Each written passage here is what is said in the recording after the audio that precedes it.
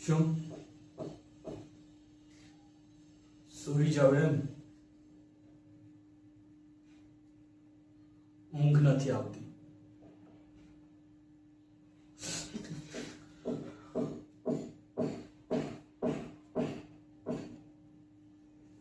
જે આંખોમાં સપના નથી હોતા ને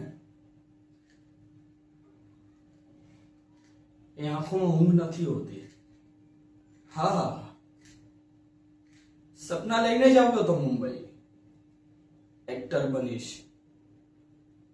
મમ્મી પપ્પાનું સપનું પૂરું કરીશ, એમની ગરીબી દૂર કરીશ. પણ નહીં, કઈ ના કરી શક્યો.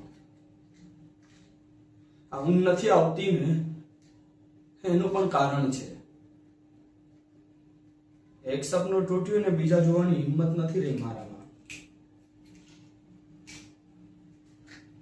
એટલે કદાચ ઊંઘ પણ નથી આવતી. તું શું કામ જાગે છે?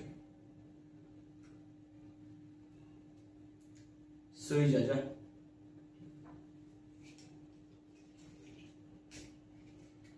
મારી ચિંતા નહીં કર,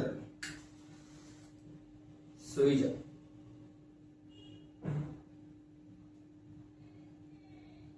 જા.